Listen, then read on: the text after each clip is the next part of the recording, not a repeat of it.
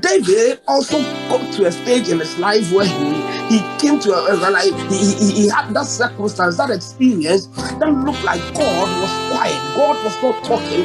God was not saying anything to him. It looked like God has been too far from him. It looked like God will not answer him when he cries. It looks like God is not answering his prayer. It looks like God is not moving on his behalf, because you see, when as human as we are, when we put petitions before him, when we cry unto him, when we go before him in prayer, we expect to see some movement. We expect to hear something. We expect to see something. And so when things are not going on, it looks like God is silent. And so the first thing you must understand is, if you're asking that question, you are not alone.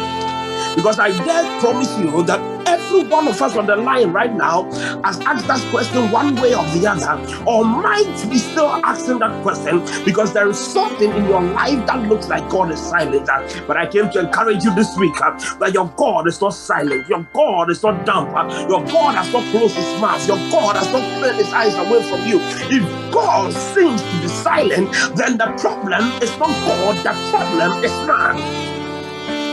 Again, if God seems to be silent, then the problem is not God, the problem is man. Why? The Bible said, once has God spoken, twice have I heard that all power belongs to God. Meaning God is constantly speaking. God is always talking. He speaks through events. He speaks through activities. He speaks through persons. He speaks through objects. He speaks through the day, the night. When the morning appears, you know God is telling you, I've given you another opportunity. When night dawns on you, you know God is telling you He's gracing your efforts with grace and with strength.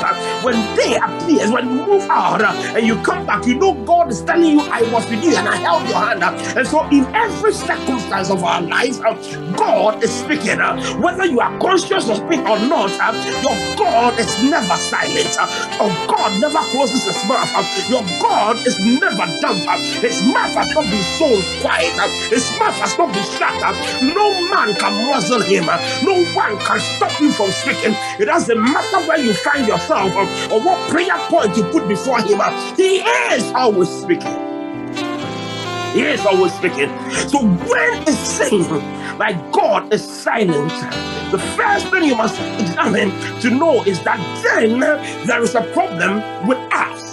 And when I say us, with man, the problem is not God, the problem is man, the problem is you and I.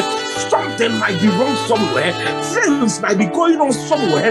That is why God might be silent. And this week I'm praying by the message of God that we can be able to walk through a few of these. And I'm not saying that might be all, but a few of these things that will draw your attention to the fact that when God seems to be silent, then you need to check yourself. You need to look around. You need to ask yourself some questions. You need to make an introspective view of your life and make a deeper reflection of your relationship with him.